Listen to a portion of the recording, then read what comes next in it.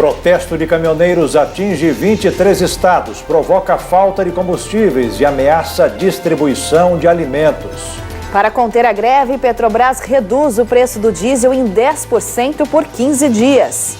Presidente Michel Temer pede trégua de 2 ou 3 dias para encontrar solução satisfatória.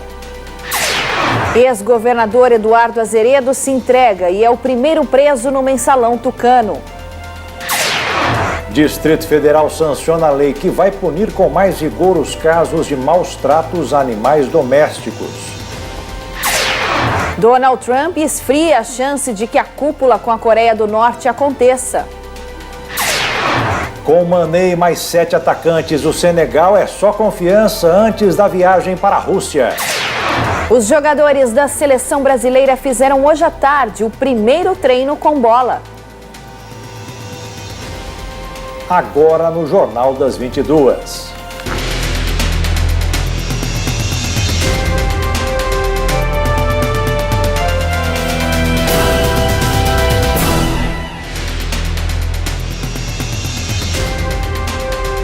Olá, muito boa noite. Boa noite. Pelo terceiro dia seguido, nesta quarta-feira, caminhoneiros continuam protestando em rodovias federais e estaduais, além de vias importantes de 23 estados, mais o Distrito Federal. Os caminhoneiros protestam contra a disparada do preço do diesel, que faz parte da política de preços da Petrobras, em vigor desde julho. Em São Paulo, caminhoneiros bloquearam os 2 sentidos da Regis Bittencourt em Embu das Artes, no quilômetro 279, perto do acesso ao Rodoanel. Os manifestantes atearam fogo em pneus e o congestionamento se estendeu por 6 quilômetros. Nem só a capital foi atingida pela paralisação, que ocorreu também em cidades do interior e do litoral. Já em Minas Gerais, no quilômetro 485 da Fernão Dias, em Betim, os caminhoneiros ocuparam os 2 sentidos da rodovia, mas o trânsito não é afetado porque há passagem para outros veículos. No Espírito Santo, caminhoneiros continuam a fazer manifestações em pontos da BR-101, 262 e 259. Em Goiás, são 18 trechos onde o tráfego está impedido para veículos de carga, de acordo com a PRF. Já no Distrito Federal, os caminhoneiros fecharam parte de rodovias federais. Os caminhões bloqueavam trechos da BRS. No estado do Rio, bloqueios em 4 faixas da Avenida Brasil e na região dos Lagos também registraram paralisações, assim como nas rodovias do sul do estado. As rodovias do Norte Fluminense também foram atingidas com protestos na BR-101 em Campos dos Goitacazes. O ato começou no acostamento dos 2 sentidos da rodovia, na altura do quilômetro 75, sem interferir no tráfego. Na Bahia, caminhoneiros interromperam o trânsito em diversas rodovias. A paralisação desta quarta acontece em 23 estados do país. Os caminhoneiros reivindicam a diminuição na carga tributária do diesel, além de protestar sobre o valor cobrado nos pedágios. Em Dourados, no Mato Grosso do Sul, 2 trechos da BR-163 estão parcialmente trancados, no Trevo da Bandeira e no Posto da Base, saída para Fátima do Sul. Até o momento, cerca de 200 veículos estão parados no acostamento nos 2 sentidos da rodovia, próximo ao Trevo da Bandeira. Hoje o que nós estamos reivindicando é apenas que o governo diminua essa carga tributária aí dos impostos, né, que está impactando aí no bolso de todo mundo. No terceiro dia de paralisação, a economia começa a sentir efeitos do manifesto. A greve, que começou no início desta semana, não tem data para terminar. Em Dourados, pelo menos 300 motoristas estão com as atividades paralisadas e a previsão é de que outras classes, como a dos produtores rurais, também faça parte do protesto. Há 28 anos no trecho, esse motorista afirma que a luta não é apenas com relação às condições de exercer a profissão, mas também com a conduta política que o país tem sido guiado. O país hoje, não só nós caminhoneiros, o país hoje todo mundo está sentindo, porque não tem como. Diesel a R$4, não tem como fazer o transporte. No Mato Grosso do Sul estão interditados trechos na BR-158 em Parnaíba, em Sidrolândia, na BR-060, e na 163 em Bandeirantes, Eldorado, Naviraí, Rio Brilhante e Campo Grande. Sem previsão de sair dos pontos de concentração do protesto, os manifestantes recebem apoio da sociedade, que tem doado frutas, água e comida. A greve dos caminhoneiros provocou uma verdadeira corrida aos postos de combustível. Em vários estados, os motoristas já têm dificuldade para abastecer o carro. Os consumidores tentam antecipar o abastecimento com medo de ficar sem gasolina. Hoje, nenhum posto de São Paulo recebeu gasolina ou diesel e esse problema pode prejudicar também o transporte aéreo. Neste posto de combustíveis, que fica em uma movimentada avenida de São Paulo, a procura aumentou nesta quarta-feira. O entra e sai de veículos tem motivo. Muitos consumidores estão com medo de ficar sem gasolina por causa da greve dos caminhoneiros. Precisa ter medo, não precisa correria em posto, que não vai adiantar nada. Se tiver que faltar, vai faltar. Eu venho do Vale do Paraíba e lá o combustível já está acabando já. Praticamente, pelo jeito hoje, em Aparecida mesmo, nos postos, acabou já. A situação que está, não dá para confiar, né? Abastecendo o quarto carro com esse, vou abastecer 9 carros da empresa, para ficar sem combustível. Eu antecipei, né? Na verdade, eu abasteço a cada 4 dias, 5 dias, e eu acabei dando um intervalo menor para conseguir garantir que eu consiga concluir a semana com combustível. Corre de todo mundo comentando que vai faltar gasolina, faltar, você acaba ficando com medo, né? O gerente do posto confirma o aumento do movimento. Ele diz que não está limitando o atendimento por quantidade. Quem chega primeiro abastece quanto quiser, mas alerta que o estoque não vai aguentar por muito tempo. Estão atendendo todo mundo que chega no posto, não estamos limitando quantidades. E clientes nossos que abastecem diariamente, nós não podemos limitar. E clientes novos que chegam porque tem falta já de combustível no mercado, a gente atende do mesmo jeito. Então, a hora que acabar, infelizmente, acabou. Só em São Paulo existem 8.700 postos de combustíveis, 2.000 deles aqui na capital paulista. O estoque de um posto demora em média 3 dias para acabar e tem que ser reposto. Nesta quarta-feira, nenhum estabelecimento recebeu uma carga nova. E a previsão, de acordo com o sindicato dos donos de postos de gasolina, é que se a greve não acabar, até sexta-feira, o consumidor vai sim enfrentar problemas para abastecer o veículo. O presidente do Sincolpetro confirmou a possibilidade dos consumidores ficarem sem combustível. Se houver uma corrida do consumidor, aí sim pode ser que falte remédio, pode faltar comida, pode faltar tudo, né? Inclusive peças para automóvel, tudo, porque tudo vai sobre transporte sobre rodas. Neste momento, o que o dono do posto mais quer é que não falte produto, porque afinal de contas é assim que eu vivo, vendendo produto. Esse problema já afeta consumidores de São Paulo, Minas Gerais, Rio de Janeiro, Rio Grande do Sul e Distrito Federal. Empresas de ônibus também ameaçaram parar as atividades em muitas cidades. Ainda assim, a orientação do sindicato que representa os donos de postos é para os consumidores terem calma e evitarem uma corrida para encher o tanque. Quem te pede para o consumidor que ele faça o abastecimento de rotina dele, que por enquanto isso tem os estoques dos postos que estão suportando. Agora, se passar muito tempo, aí talvez tenha problema sim. Além dos motoristas, os passageiros que têm voos marcados também podem ser prejudicados. Um relatório da Infraero aponta que os aeroportos de Congonhas, Palmas, Recife, Maceió e Aracaju têm combustível suficiente apenas para esta quarta-feira. O abastecimento das aeronaves está comprometido. Já a Agência Nacional de Aviação Civil recomenda aos passageiros que consultem as empresas aéreas antes de se deslocarem para os aeroportos, até que a situação se normalize. O Aeroporto Internacional de Brasília restringiu o pouso de aeronaves com pouco combustível. Segundo o consórcio Inframérica, responsável pela gestão do aeroporto, o estoque é insuficiente para a demanda total e serão atendidos apenas casos pontuais. A greve dos caminhoneiros já prejudica o abastecimento de frutas e legumes na Ceagesp, uma das principais empresas estatais brasileiras de alimentos. Alguns produtos já desapareceram dos boxes, que estão ficando com as caixas vazias e os alimentos podem ficar mais caros. A entrada de caminhões na Ceagesp diminuiu desde o início da greve na segunda-feira. Quem entra transporta alimentos na região metropolitana. Nas principais rodovias do país, os grevistas impedem a circulação dos caminhoneiros. O mercado trabalha com um estoque regulador, que entra mercadoria e você vai comercializando durante alguns dias. Só que com a diminuição da entrada, esse estoque vai acabar, porque os produtos são perecíveis, e com isso vai gerar desabastecimento. E já tem aumento de preços, e alguns produtos já faltando no mercado. Esse carregamento de batatas chegou no domingo. Já está acabando. O que sobrou era do estoque anterior. Por conta disso, o preço já aumentou. Não temos batata para trabalhar. Férias coletivas e ficar em casa dormindo, assistindo televisão, porque não tem mercadoria.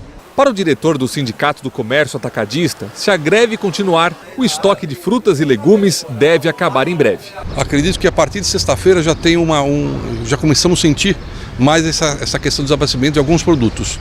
Aqui nesse box de frutas do CEAGESP, o mamão papaya e o mamão formosa já acabaram. O único que a gente encontrou foi esse daqui, o mamão papaya, nesse pallet. Mas todas essas caixas já foram vendidas. Se um novo comprador aparecer aqui hoje, não vai encontrar para levar. Hoje mesmo foi uma confusão aí, pai, porque não tem a fruta. Eles querem a fruta, então você não tem como fazer nada. Pedindo para esperar. Se chegar, a fruta vai. Se não chegar, não tem como mandar. Outra preocupação dos comerciantes é a situação dos alimentos que já estavam na estrada quando a greve começou. No caso do mamão, o Pedro explicou que se ficar mais de 3 dias na carreta, vai estragar. É prejuízo tanto para o produtor como o comerciante. Todo mundo toma prejuízo, que tem um frete para pagar, entendeu? A perda que tem. Então, o produtor perde, o comerciante também perde. O balanço oficial da CEAGESP deve ser divulgado ainda esta semana. Mas para esse economista, uma coisa é certa: a paralisação dos caminhoneiros vai provocar mais aumentos nos preços dos alimentos. Tem menor oferta e os preços acabam aumentando. A batata já subiu, por exemplo, em torno de 20% a 30%. A tendência é essa: se não tiver o produto, realmente o preço aumenta. O ministro da Casa Civil, Eliseu Padilha, se encontrou com representantes dos caminhoneiros em Brasília para discutir uma solução para a crise dos combustíveis. A reunião terminou sem acordo e, por enquanto, a greve continua. O encontro no gabinete do ministro da Casa Civil, Eliseu Padilha, com representantes da Associação Brasileira dos Caminhoneiros, teve como objetivo convencer a categoria a encerrar a paralisação iniciada na segunda-feira em protesto aos altos preços dos combustíveis. Junto com Padilha estavam o ministro dos Transportes, Walter Casimiro, e o ministro do Trabalho, Elton Iomura, além do diretor-geral da Agência Nacional de Transportes Terrestres, Mário Rodrigues Júnior.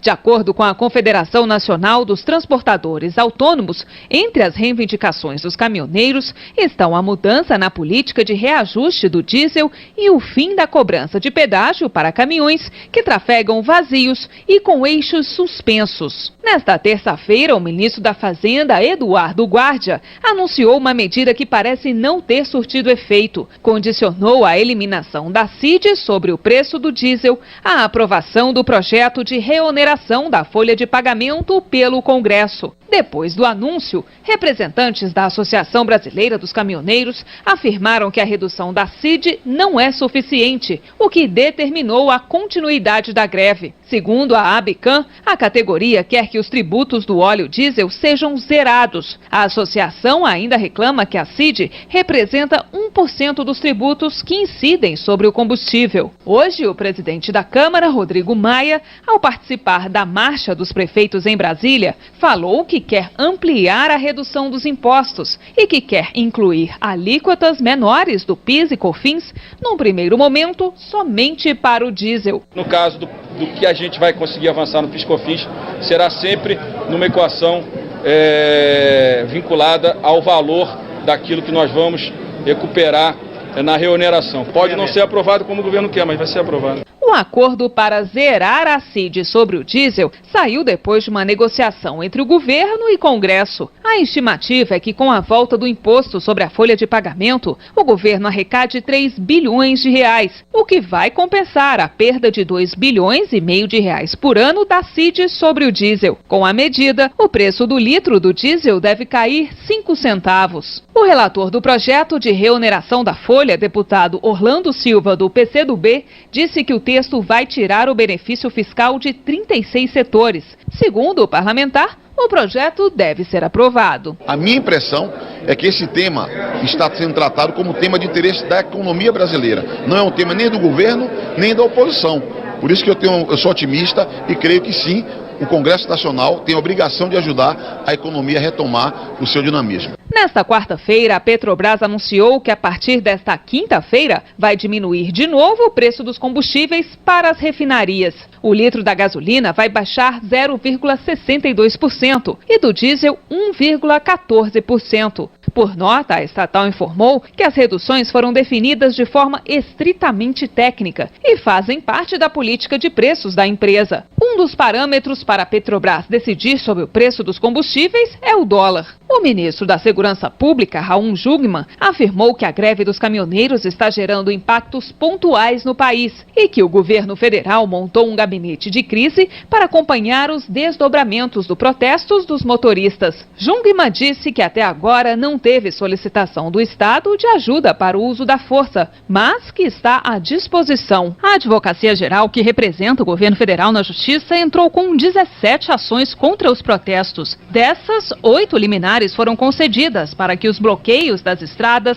ou aglomeração nos acostamentos fossem retirados nos estados do Pará, Paraíba, Rio Grande do Sul, Rio de Janeiro, Pernambuco, Santa Catarina e São Paulo. O descumprimento dessas liminares em algumas das regiões podem chegar a multa de até R$10 mil o dia, ou até o uso da força policial quando necessário. A Associação Brasileira de Caminhoneiros convocou uma coletiva de imprensa no final da tarde na sede da ABICAM, aqui em Brasília. O presidente da associação contou que há muito tempo tentava agendar uma reunião com o governo, antes mesmo da paralisação, mas que só agora foi atendido. Por enquanto, o fim da paralisação está descartado, mas até sexta-feira, algumas mercadorias vão poder chegar a seus destinos. A partir de agora, vão poder ser transportados produtos perecíveis, carga viva e medicamentos, até que o governo se posicione sobre a reivindicação da categoria de zerar os impostos nos combustíveis. Caso não haja resposta das autoridades, a ordem é paralisar de vez. A reunião não foi boa porque cada um foi com uma reivindicação lá, entendeu? Eu acho que o grande problema que o país está atravessando hoje, não só com o caminhoneiro, é o problema do combustível. Está muito caro, aumenta dia a dia, e no caso do transportador autônomo, tem que tirar os penduricalhos que está lá, ou seja, PIS, COFINS, CID e PASEP, é isso aí. No final da tarde, o presidente Michel Temer deu uma rápida entrevista após um evento no Palácio do Planalto. O presidente disse que o governo trabalha para trazer tranquilidade para os brasileiros, pois estão tentando uma solução que também facilite a vida dos caminhoneiros. Eu até estou solicitando e pedi que nesta reunião se solicitasse uma espécie de trégua, não é? Para que em 2, 3 dias no máximo nós possamos encontrar uma solução satisfatória para os caminhoneiros e para o povo brasileiro. Diante da pressão e de forma também excepcional, a Petrobras anunciou uma redução de 10% no valor do diesel, mas essa é uma medida temporária. Segundo o presidente da estatal, Pedro Parente, após 15 dias os valores serão reajustados conforme a nova política da companhia, podendo ter aumentos até mesmo diários, como acontece atualmente.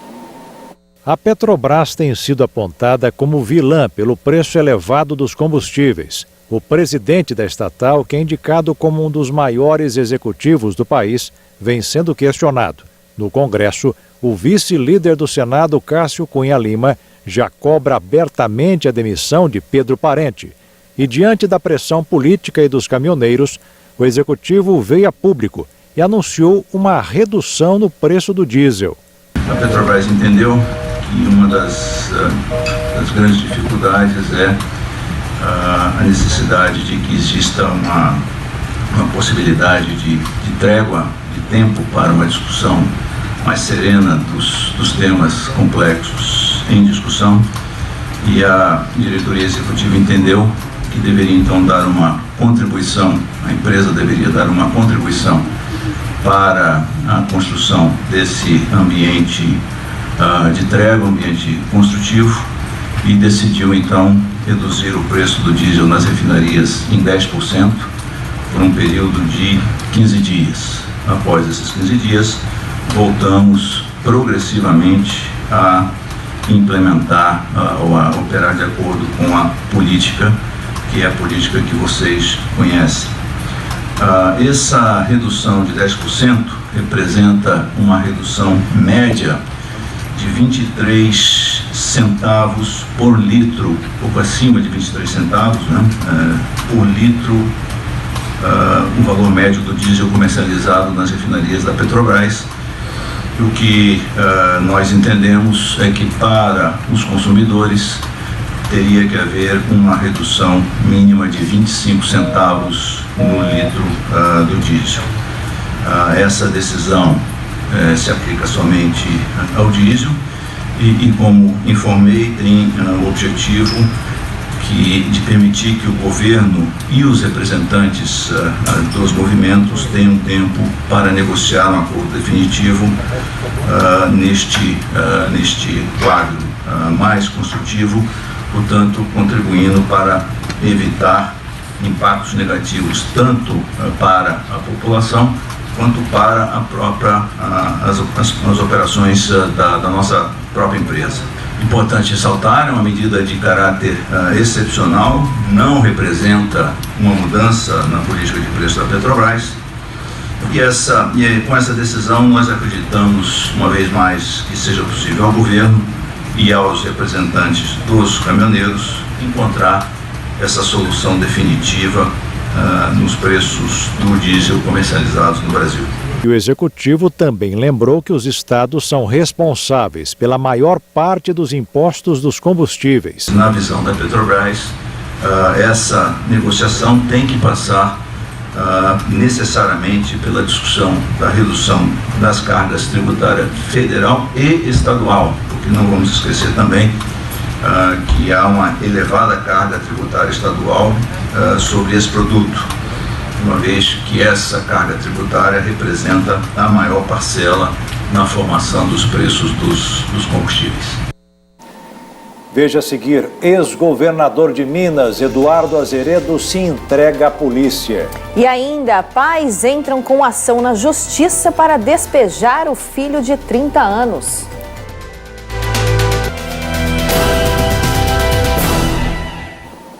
O ex-governador de Minas Gerais, Eduardo Azeredo, se entregou hoje à tarde à polícia. Ele é o primeiro político do Mensalão Tucano a ir para trás das grades. No período da manhã, Eduardo Azeredo chegou a ser considerado um foragido da lei.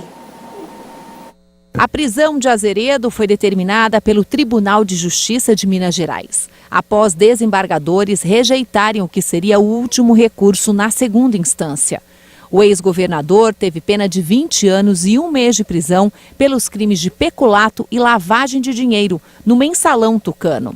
De acordo com a denúncia, o Mensalão Tucano teria desviado 3,5 milhões de reais para a campanha eleitoral de Azeredo, que concorria à reeleição ao governo do estado em 1998. Outros 4 réus ainda respondem a processo por participação no esquema na Justiça de Minas Gerais. O ministro Edson Fachin do Supremo Tribunal Federal autorizou hoje o encontro de uma comissão de deputados com o ex-presidente Lula. Preso desde o dia 7 de abril na Superintendência da Polícia Federal em Curitiba, ele estava proibido de receber visitas. Em 23 de abril, a Justiça Federal de Curitiba tinha negado o acesso de deputados às dependências da Superintendência da Polícia Federal. Na decisão, a juíza Carolina Moura Lebos argumentou que já tinha havido, no dia 17 de abril, uma visita da Comissão de Direitos Humanos e Participação Legislativa do Senado. Ao atender o pedido dos deputados, Fachin disse que a 12ª Vara Federal de Curitiba deve entrar em acordo com a Comissão Externa da Câmara, que acompanha a prisão do ex-presidente para estabelecer dia, hora e condições de segurança para a visita. Na decisão, o ministro explica a necessidade de conceder autorização para a visita de forma imediata. O veredito do ministro ocorreu em ação proposta no Supremo Tribunal Federal pela Câmara dos Deputados contra a ação da Justiça Federal em Curitiba de impedir o acesso de parlamentares ao local onde o ex-presidente Lula está preso. Ainda foi solicitada a anulação da decisão da Justiça Federal em Curitiba. No documento, a Câmara afirma que essa ação fere o princípio da separação dos poderes. De acordo com a comissão, a decisão cria um obstáculo ao exercício da prerrogativa constitucional do Poder Legislativo de fiscalizar e controlar os atos da administração pública. Os desembargadores do Tribunal Regional Federal da 4ª Região em Porto Alegre negaram hoje o recurso da defesa do ex-tesoureiro do PT, Delúbio Soares. Os advogados apelaram com embargos depois que Delúbio teve a condenação confirmada e a pena aumentada de 5 para 6 anos pelos desembargadores do tribunal em março deste ano. O ex-tesoureiro do PT foi condenado por lavagem de dinheiro num processo da Operação Lava Jato no ano passado. Segundo o TRF4, estão esgotados os recursos em segunda instância. Com isso, Delúbio pode começar a cumprir a pena em regime inicial fechado. A decisão cabe ao juiz Sérgio Moro. O pedido da defesa de Delúbio foi negado por unanimidade. Segundo o relator, o desembargador federal João Pedro Gebran Neto, os embargos da declaração só cabem quando houver ambiguidade, obscuridade, contradição ou omissão, o que não seria o caso. De acordo com a sentença, todas as transações que envolvem os réus deste processo seriam fraudulentas e teriam por objetivo disfarçar o destino do dinheiro. Um incêndio de grande proporção destruiu uma loja da rede Armarinhos Fernando, no centro de São Bernardo do Campo, hoje de madrugada. O fogo começou por volta das 3 da madrugada na loja na rua Santa Filomena. 19 equipes do Corpo de Bombeiros combateram o incêndio. Com o fogo, houve colapso estrutural parcial do segundo pavimento do imóvel, o que obrigou os bombeiros a fazer o combate ao fogo do lado de fora. Nenhum prédio vizinho foi atingido. Por segurança, as ruas da região foram bloqueadas. O Corpo de Bombeiros informou que ninguém ficou ferido. As causas do incêndio serão investigadas. A dívida do governo com o SUS subiu para quase 21 bilhões de reais. O débito foi revelado em um estudo do Conselho Nacional de Saúde. A dívida do governo federal com o Sistema Único de Saúde não para de crescer e já chegou a 20 bilhões e 900 milhões de reais. Restos a pagar é o nome oficial desse tipo de débito, que diz respeito às despesas prometidas pelo governo federal que não são honradas ao final de cada ano. Para o Conselho Nacional de Saúde, a existência desses débitos não constitui exatamente um problema, já que tem sido comum o pagamento dos serviços no ano seguinte. O grande problema é que esse dinheiro é para pagar despesas já contratadas e não sobra para investimentos. O orçamento para as despesas com a saúde pública por ano é de 130 bilhões de reais. Parece um valor generoso, mas há 20 anos não há reajuste. Muitos associam os filhos a pássaros que uma hora criam asas e deixam um ninho. E tudo que um casal dos Estados Unidos esperava era isso, que o filho voasse. Os pais entraram com uma ação na justiça para despejar o filho. Olha só no que deu. Cristina e Mark Rotondo perderam a paciência com o filho. Michael tem 30 anos e não queria sair de casa. Estava feliz e simplesmente optou por ficar por ali. Os pais então recorreram à justiça. Alegaram que o filho não ajudava financeiramente, não fazia os afazeres domésticos e ainda ignorou ordens de despejo. Na audiência, Michael dispensou o advogado e fez a própria defesa. Ele pediu 6 meses para se mudar, mas o juiz não foi tão bonzinho e determinou que ele saia imediatamente. Michael disse que a decisão é revoltante e vai entrar com um recurso para permanecer na casa dos pais. Já pensou se essa moda pega por aqui também? É geração nem, né? Nem estuda e nem trabalha, mas ele tem 30 anos. Já passou da hora, né? Tá bom, os pais acham, né? E veja a seguir. Brasília aprova lei que endurece punição em casos de maus tratos a animais. E ainda aumenta o número de mortos pelo vírus Ebola na República Democrática do Congo.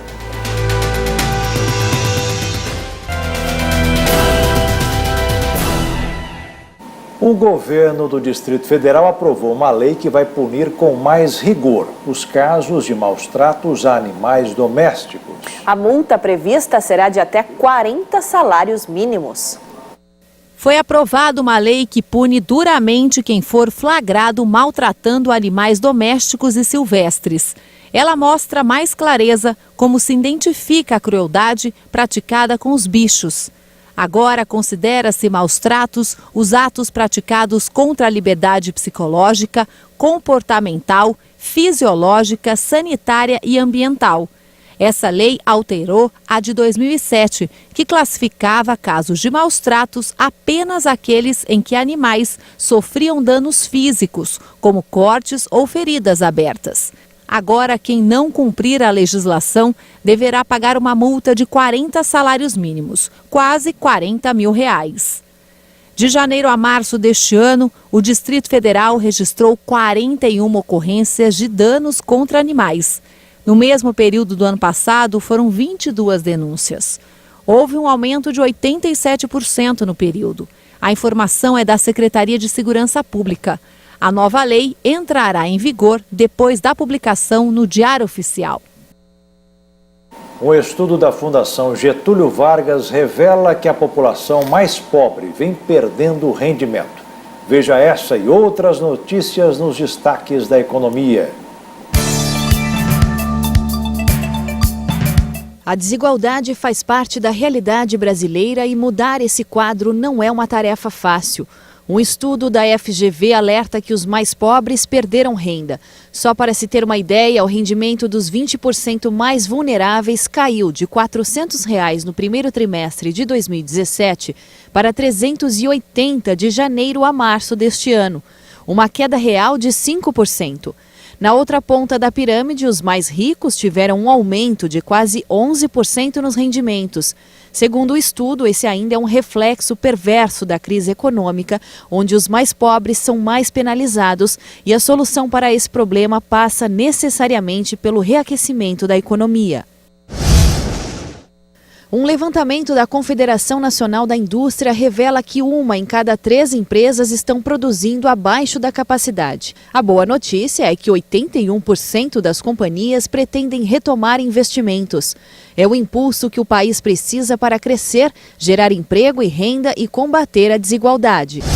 O namoro entre as empresas Embraer e Boeing pode resultar em casamento. O governo brasileiro já afirma que foram superados alguns pontos polêmicos que dificultavam uma negociação. O maior problema eram os projetos militares em parceria com a Embraer, mas depois de muita conversa, tudo já foi acertado. A fusão pode criar uma gigante do setor. A Boeing disse que as conversas são contínuas e produtivas. Já a companhia brasileira prefere fazer mistério sobre a negociação. No mercado financeiro, o dólar fechou em queda nesta quarta-feira. A moeda norte-americana caiu 0,54% e encerrou o dia cotada a R$ 3,625 na venda. O presidente dos Estados Unidos, Donald Trump, declarou hoje que a decisão final sobre a esperada cúpula com o líder norte-coreano Kim Jong-un, prevista para 12 de junho, será definida na próxima semana. A incerteza sobre o alardeado encontro entre Donald Trump e o líder norte-coreano Kim Jong-un segue sem resposta. De acordo com o presidente americano, a reunião do próximo dia 12 de junho só vai ser definida na semana que vem. Trump voltou a dizer nesta quarta-feira que a aproximação seria de grande valia para Pyongyang e para o mundo. O chefe de Estado foi comedido no prognóstico, afirmando que se o dia 12 não for preservado, o encontro poderia ocorrer em outro momento. Trump e Kim tinham marcado se encontrar em Singapura para discutir a eliminação das armas nucleares por parte de Pyongyang. A possibilidade do encontro ficou nebulosa por causa de declarações de autoridades do governo americano sobre o modelo líbio para os norte-coreanos. No país africano, o líder Muammar Gaddafi aceitou abrir mão do programa nuclear, mas acabou morto anos depois, após ser deposto por rebeldes e militantes apoiados pela Organização do Tratado do Atlântico Norte. O surto de ebola na República Democrática do Congo matou 27 pessoas. O anúncio foi feito hoje pelo Ministério da Saúde do país. A morte de mais uma pessoa no noroeste da República Democrática do Congo, infectada pelo vírus ebola, elevou o número de mortos desde o início da epidemia há 2 semanas. Em comunicado, o Ministério da Saúde do país afirmou que foi registrada uma morte na região de Mbandaka, cidade com pouco mais de 1 milhão de habitantes. O balanço do surto vale a partir de 20 de maio. 51 casos foram confirmados ou são suspeitos até o momento. A Organização Mundial da Saúde lançou uma vacinação direcionada contra a doença. As primeiras foram administradas em cerca de 10 pessoas das equipes médicas. Este é o 9º surto desde que o ebola apareceu pela primeira vez em 1976. A última epidemia ocorreu em 2017 e matou oficialmente 4 pessoas. Você lembra da Copa do Mundo no Brasil? Pois é, 11 das 12 cidades sede estão com as obras inacabadas. É o que você vai ver daqui a pouco aqui no Jornal das 22. E ainda, colecionadores de Fuscas e carros antigos se reúnem em Mato Grosso do Sul.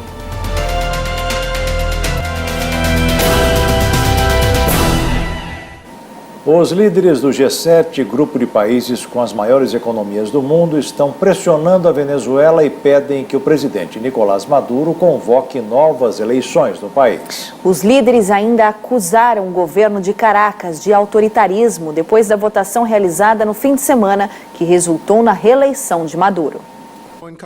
Um comunicado assinado por Canadá, França, Alemanha, Itália, Japão, Reino Unido, Estados Unidos e União Europeia confirma uma rejeição ao processo eleitoral na Venezuela.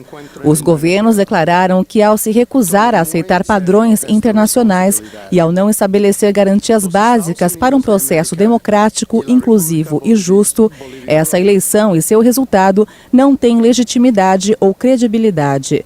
E o presidente da Venezuela, Nicolás Maduro, declarou como persona non grata o encarregado de negócios dos Estados Unidos em Caracas, Todd Robinson, e o chefe da seção política da Embaixada Americana, Brian Naranjo. Eles terão 48 horas para deixar o país. Maduro acusou os dois de participarem de conspiração militar, econômica e política, assim como de ter violado a lei internacional de maneira descarada, e garantiu ter provas que serão apresentadas no futuro. Todd Robinson está há menos de um ano em Caracas e é o principal representante dos Estados Unidos na Venezuela. As expulsões norte-americanas foram confirmadas durante o ato em que Maduro foi proclamado como presidente reeleito depois das questionadas eleições de domingo. Depois de 4 anos de sediar a Copa do Mundo, o Brasil ainda não finalizou as obras em 12 das 11 cidades sedes. A maioria na área de mobilidade urbana e aeroportos. Alguns dos motivos? Falta de recursos e problemas com as construtoras. Os 4 anos que separaram a Copa do Mundo no Brasil com a da Rússia, que começará em junho, não foi suficiente para que as obras de infraestrutura fossem finalizadas no país. Das 12 cidades que foram sede do Mundial, 11 estão com projetos comprometidos. Só o Rio de Janeiro que concluiu as obras, mas não dentro do prazo correto. É que a capital fluminense também foi sede das Olimpíadas 2 anos depois. A maioria das obras que faltaram ser entregues concentrou na área de mobilidade urbana, de ampliação ou melhorias em aeroportos. É o caso do aeroporto de Confins, em Belo Horizonte. Há obras de ampliação e modernização no terminal paradas desde setembro de 2014. E a empresa que opera o local responsabiliza a Infraero pela demora. Eles estão em negociação. Os responsáveis pelo atraso das obras inacabadas da Copa de 2014 disseram que o motivo seria a falta de recursos, problemas com construtoras, impasses judiciais e com desapropriações. Colecionadores de Fuscas e carros antigos se reuniram em Dourados, no Mato Grosso do Sul, para o encontro que, além de proporcionar interação entre os integrantes do clube, ajuda pessoas carentes do município. Fuscas, Kombis, Chevetes, Opalas, Mavericks e até bicicletas da década de 70. Muitos destes veículos, já considerados relíquias, estavam expostos no pátio do Parque dos Ipês de Dourados. Eles fazem parte do acervo de colecionadores que participam do Clube de Fuscas e Carros Antigos da cidade.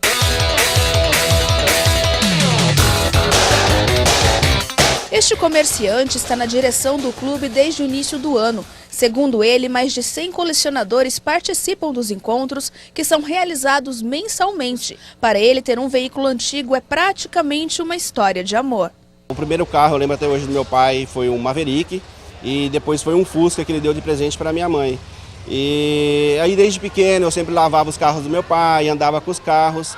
E passado um tempo, aí há uns 8 anos atrás, eu resolvi começar a fazer um carro para mim. Foi aonde há 2 anos agora eu terminei de fazer um Fusca, né? Que é a nossa primeira paixão, que aí o meu filho hoje é apaixonado pelo carro, a minha esposa, às vezes finais de semana nós saímos na cidade para passear, dar um rolê, como se diz, né?